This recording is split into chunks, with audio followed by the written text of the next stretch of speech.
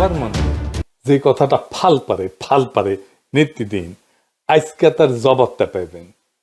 আমি কেমনে আপনার আমার সবার মনের কথা জানি? আমি খালি আপনার মনের কথা জানি না, আপনিও আমার মনের কথা জানেন। এটা আসলে পুরা জাতির মনের কথা। কি সেটা?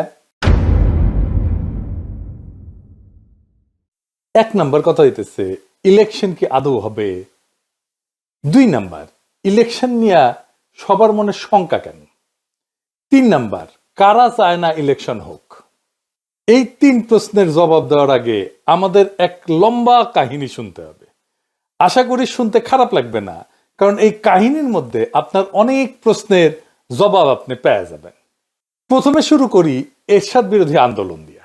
এরশাদের বিরুদ্ধে আওয়ামী লীগ আর বিএনপি এই 2 রাজনৈতিক দলের রাজনৈতিক লড়াইয়ের ফলে এরশাদের পতন হয়।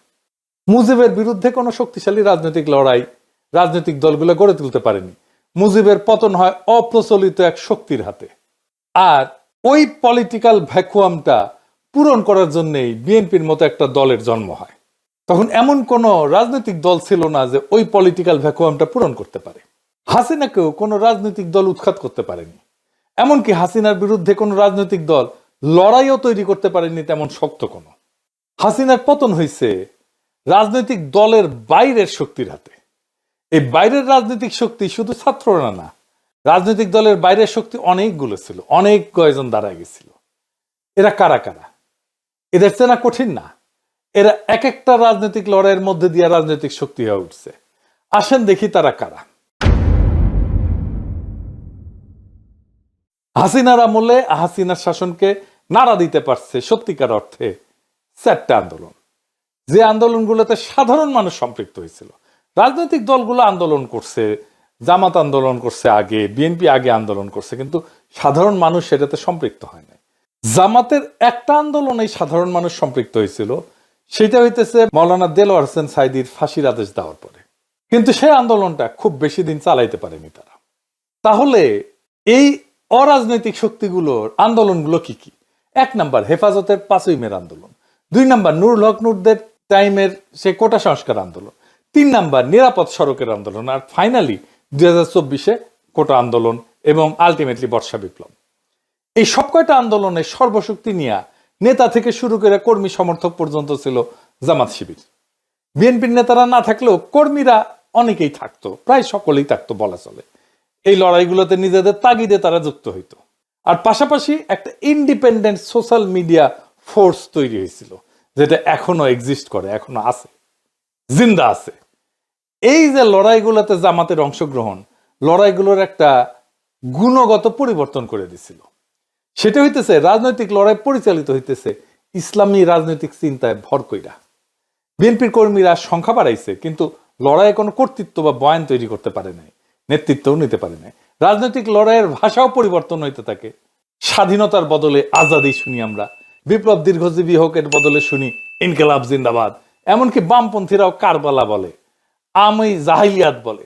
শোষক আর শোষিতের বদলে আমরা ব্যবহার করি জুলুম আর মজলুম। ন্যায়ের বদলে ব্যবহার করি ইনসাফ। গণভবন দখল করাকে বলি আমরা ফতে গণভবন। লড়াইয়ের ভাষা দিয়ে বুঝতে পারবেন কারা লড়াইয়ের মূল শক্তি। এই লড়াইয়ের মূল শক্তি ছিল বাংলাদেশের ইসলামপন্থী রাজনৈতিক শক্তি। বিপুল পরিমাণে মাদ্রাসার ছাত্র শহীদ হয়েছে। হাসিনার সবচেয়ে বড় ভুল হয়েছিল কি জানেন? নিরাপদ সড়ক আন্দোলনকে গুন্ডা দিয়া থামানো। ওই নিরাপদ সড়কের লড়াই যে স্কুল ছাত্ররা করছিল, তারাই 2024-এ বিশ্ববিদ্যালয়ের ছাত্র হয়। এরা আগের অভিজ্ঞতায় জানে কিভাবে হাসিনা দমায় দেয় আন্দোলনকে। তারাও আগের অভিজ্ঞতা কাজে লাগায় জান লড়াইয়ে পাইট দিল।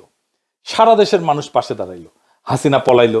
বাঙ্গু এলিটেরা, সুশীলেরা দেখলো তার সাম্রাজ্য ধরঝর করে ভেঙে পড়তেছে, ধ্বংস হয়ে যাইতেছে। আগায় আসলো সেই সিভিল মিলিটারি ব্যুরোক্রেসি। ওয়াকার সাহেব গাড়ি পেটাই দিল, বুড়া চ্যাংড়া সব পলিটিক্যাল লিডারদেরকে ডাইকে নিয়ে গেল। তারা নাচতে নাচতে চলে গেল। একটা সরকার হইল, ইন্টারিম সরকার, যার কাজ হবে শুধু ইলেকশন। ওয়াকার সাহেব বুকে পাথর বেঁধে একটা সরকার উপহার দিল বাংলাদেশকে। বুকের রক্ত দিল সাধারণ মানুষ, যে রক্ত নেওয়ার কাজ করছে ওয়াকারের কমান্ডে থাকা অফিসারও।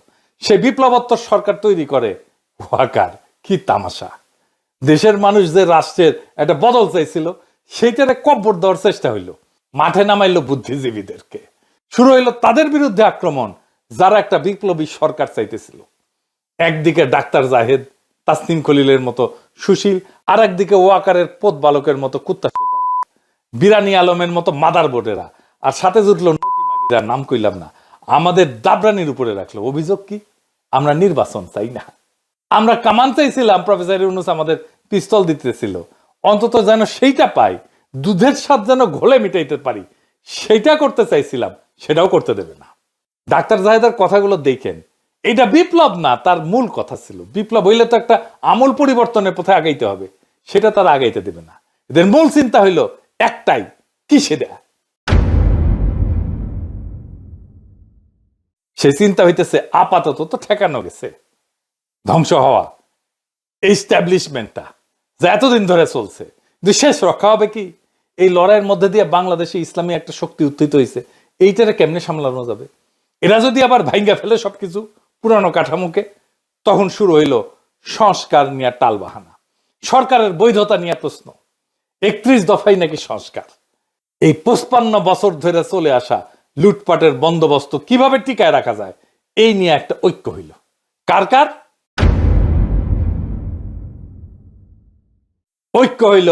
ওয়াকার, বিএনপি আর ওয়াকারের সাথে নিঃশব্দে আওয়ামী লীগ আর ভারতের মধ্যে। আওয়ামী লীগের সাথে বিএনপির ঘুটু আছে, এটা তো বানায় বলতেছি না। আপনার এলাকায় আওয়ামী লীগ কার শেল্টারে আছে দেখেন। এস আলমের ব্যবসা দেখে সালাউদ্দিন সাহেব, এস আলমের গাড়ি সরায় বহিষ্কৃত হয়েছিল যারা, তাদেরকে আবার ফিরায় নেওয়া হয়েছে। তাহলে সামে বহিষ্কার করছিল, এমনি এমনি মিশামিশি হুদাহুদি বহিষ্কার করছিল, দেখানোর জন্য বহিষ্কার করে। যতজনকে বহিষ্কার করছে সবাইকে ফিরে নিছে। আপনি হিসাব করে দেখেন, বিএনপি দেখায় বহিষ্কার করছে, তার কিছুদিন পরে সামে আসতে কইরা তাদেরকে ফিরায় নেয় দলে, সব কয়টারে ফিরায় নিছে। দেখেন ওদেরকে আবার ফিরে নিছে, ওকে আবার নমিনেশনও দেওয়া হয়েছে। বিএনপি তারেক রহমানের সাথে লন্ডনে গিয়ে দেখা করে। এইসব স্থগিতাদেশ, বহিষ্কার সব লোক দেখানো কাজ। ফজা পাগলার তো প্রাথমিক সদস্য পদ স্থগিত হয়েছে, অগাস্ট মাসে স্থগিত করছে 3 মাসের জন্য। তো তাইলে নমিনেশন পাই কিভাবে? ওর তো সদস্য পদই নাই। আর একটা মজা দেখায়, বিএনপির একটা নীতি নিছিল, এক পরিবার এক প্রার্থী। যে দেখেন, মানে এক পরিবার থেকে একজনই প্রার্থী হবে। খন্দকার মোশাররফ এসে গল্প করে কইছেন, দেখেছেন আমরা এক পরিবার থেকে একজনের বেশি প্রার্থী দেই নাই। হ্যাঁ তাই তো, এক পরিবার থেকে তো একজনের বেশি প্রার্থী দেন নাই তো, তাই না? তারেক রহমানের পরিবার থেকে তো 2 জন প্রার্থী, তারেক রহমান আর বেগম খালেদা জিয়া। মানে নীতি সবার জন্য, ওনাদের জন্য না, তাই না? ওনারা নীতির উপরে, হুদাই নীতি কথা তাইলে কর দরকার আছে। এর মধ্যে বিএনপি প্রফেসর ইউনূসের সরকারে কাউরে কাউরে তার কোলে নিয়ে নিছে, যেন তারা একসাথে সিস্টেমটাকে টিকায় রাখতে পারে। এতদিন তারা মোটামুটি খোশ মেজাজেই ছিল, কিন্তু সব হিসাব তাদের পাল্টে গেল। একটা ভয় তাদের তারায় ফেরতেছে সেই দিন থেকে, বিরাট একটা ভয়। কি সেই ভয়? আর কেন তাদেরকে তারায় ফেরতেছে, আর কোন দিন থেকে তারা ভয় পাইতেছে, সেই জিনিসটা আসেন বুঝে দেখি। গত 20 বছরে যারা ভোটার হয়েছে, তারা কারে ভোট দিবে জানেন? জানেন না তো, আমরা কেউই জানি না। বিএনপি কে যে ভোট দিবে না এটা তো জানা গেছে, ছাত্র সংসদ নির্বাচনে দেখা গেছে তরুণেরা ভোট দিতেছে বিএনপি কে না। বিএনপি থার্ড হয়েছে বেশিরভাগ জায়গায়। আগে তো টাকা দিয়া ভোট কেনা যাইতো, গুন্ডার হুন্ডা দিয়া কেন্দ্র দখল করা যাইতো। এটা কি আবার করা যাবে? যাবে না, ওরাও নিশ্চিত না। আগে মনে করেছিল ইলেকশন দিলে তো বিএনপি জিতে যাবে, তাই রে নাই রে না, এখন সেই কনফিডেন্স আর নাই। কনফিডেন্স থাকলে জাস্টিস শাহাবুদ্দিনের 91 ইলেকশনের মতো একটা ইলেকশন করে ফেলতো, সবকিছু ঠিক আছে। এরশাদ নাই, বাকি সব ঠিক আছে, তাই হইতো। ওইটা করলে একটা মোটামুটি ফেয়ার ইলেকশন দিত। যদিও ফেয়ার ইলেকশন দিলে 91 মতো চমক আসতে পারে। 91 কি হয়েছিল জানেন? আর্মি, প্রশাসন, পুলিশ, ব্যুরোক্রেসি, এমনকি বিএনপিও মনে করেছিল আওয়ামী লীগ ক্ষমতা আসবে। ক্ষমতা আসলো বিএনপি। ওই একই অবস্থা হবে এবার। আর্মি তো বিএনপির সাপোর্ট দিতেছে, ওয়াকার দিতেছে।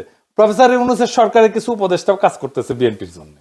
কিছু যে ভিড়িছে, বিএনপি কইছে আপনাকে রাখবো আমরা পরের সরকারে, আর আনন্দে চলে গেছে আর কি। জামাত মনে করে যে বিএনপি ক্ষমতা আসতেছে, কিন্তু ডিপ স্টেট এটা মনে করে না। তারা সেই জন্য 2008 সালের নির্বাচনের মতো ব্যবস্থা করতে যাচ্ছে, যেখানে সুনিপুণ ভাবে গোয়েন্দা সংস্থা নিয়ন্ত্রিত একটা ইলেকশন হবে।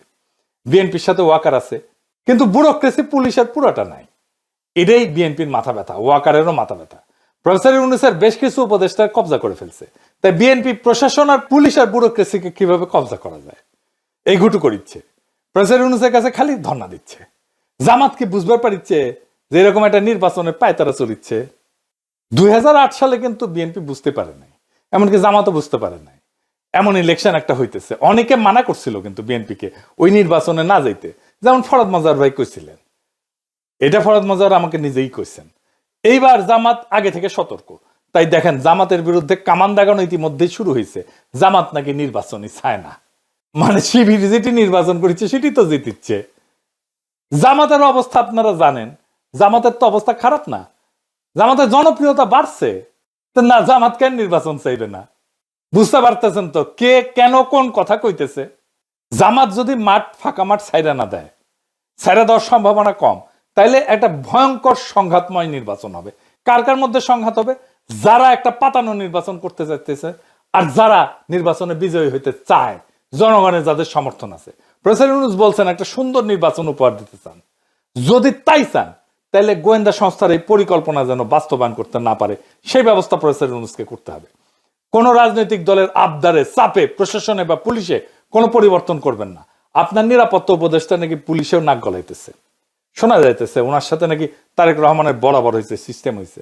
সেই জন্য তার বিরুদ্ধে বিএনপি নীরব হয়ে গেছে। আগে দেখেছিলেন না, একসময় মনে হয়েছিল খলিলুর রহমানকে তো না সরিলে মুখ ধোবো না, ভাত খাবো না, ঘুম যাবো না আজকে রাতে, এটাই করছিল বিএনপি। এখন সব কিছু শান্ত, ঠান্ডা, পুকুরের মতো শান্ত। খলিলুর রহমান এখন তাদের সমস্যা না। ক্ষমতা একটা আশ্চর্য জিনিস, বুঝছাও? কত মানুষকে পাল্টায় যেতে দেখলেন। কখনো যদি আমাক দেখেন ক্ষমতার কাছাকাছি দৌড় মারিচ্ছি, পিছে থেকে টেনে ধরে রাখবেন, খিচ্চা টেনে ধরে রাখবেন, যেন উঠে যাবেন না পারি। যাই হোক, বাংলাদেশের দুর্ভাগ্য হইতেছে মুষ্টিমেয় এলিট সংখ্যাগুরু মানুষকে শাসন করে সব সময়।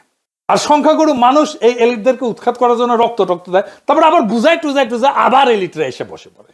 এই ব্যবস্থাকে উৎখাত করার সুযোগ এসেছিল 5ই আগস্টে, আমরা হারাইছি সেই সুযোগ।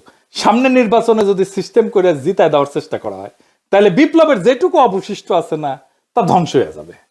এখন আপনাদের কাছে প্রশ্ন, এই বিপ্লবকে কি ধ্বংস হইতে দিবেন? তবে এখন সময় কেবল অভিযোগ বা হতাশার না। আমি হতাশ হইতে নিষেধ করি। এখন সময় জায়গায় ওঠার, এক হওয়ার, আর নিজের ভবিষ্যৎ নিজের হাতে নেওয়ার। এটাই আমাদেরকে রক্ষা করবে। ইতিহাস বলছে যখন জাতি বিভক্ত হয় তখন এই এলিটেরা, শোষকেরা টিকে যায়, কিন্তু যখন মানুষ সচেতন, ঐক্যবদ্ধ, সাহসী হয়, তখন কোনো কৃত্রিম শক্তি তাকে দমায় রাখতে পারে না। এই যে যারা যারা এক হয়েছে, আওয়ামী লীগ, ভারত, ওয়াকার, বিএনপি, প্রফেসর ইউনূসের কিছু উপদেষ্টা, এগুলো কৃত্রিম শক্তি। এই শক্তি দমায় রাখতে পারবে না বাংলাদেশের সাধারণ মানুষকে। আমাদের তরুণদের রক্ত, স্কুল কলেজ বিশ্ববিদ্যালয়ের ছাত্রদের আত্মত্যাগ, সাধারণ মানুষের ন্যায়বোধ, তাদের লড়াইয়ের ক্ষমতা, এগুলো নিছক স্মৃতি কথা না, এগুলো ভবিষ্যতের ভিত্তি। এগুলোকে রক্ষা করতে হবে শুধু কথায় না, কর্মে, সততায়, সংগঠনে, তথ্যে, আইনে, নৈতিক প্রতিরোধের মাধ্যমে। এইবার আমাদেরকে ভাবতে হবে আমরা কি কেবল কথা বলবো নাকি বদল আনবো। ভয়, অপপ্রচার আর বিভক্তিকে হারাইতে হইলে লাগবে ধৈর্য, পরিকল্পনা আর সাহস। এখনই সময় সেই সাহস দেখানোর। এই দেশটা আমাদের, এই দেশ এলিটদের না, এই দেশ সংখ্যাগরিষ্ঠ সাধারণ দরিদ্র মানুষের। এই ইতিহাসও আমাদের। যারা রক্ত দিচ্ছে তারা চায় আমরা যেন ভয় না পাই। অন্ধকার যত গভীরই হোক, ভোরের আলো আসবেই যদি আমরা একসাথে থাকি এবং বিশ্বাস করি যে পরিবর্তন কেবল সম্ভব না, পরিবর্তন অপরিহার্য। সামনের ভোটের জন্য তৈরি হন। কাকে ভোট দেবেন সেটা নিয়ে আলাপ হবে, আলাপ করা যাবে, কিন্তু কাকে ভোট দেবেন না সেইটা এখনই ঠিক করে ফেলেন। কাকে ভোট দেবেন না সেটা আমার মুখ ফুটে বলে দেওয়ার দরকার নাই, আপনারা নিজেরাই জানেন। এটাই বিজয়ের প্রথম ধাপ। আমরা এই নির্বাচনে বেহাত বিপ্লবের পুনর্দখল করতে পারবো ইনশাল্লাহ, যদি আমরা এক থাকি, যদি আমাদের কৌশল ঠিক থাকে, যদি আমাদের সাহস, সততা এবং লক্ষ্য স্থির থাকে। ইনকিলাব জিন্দাবাদ।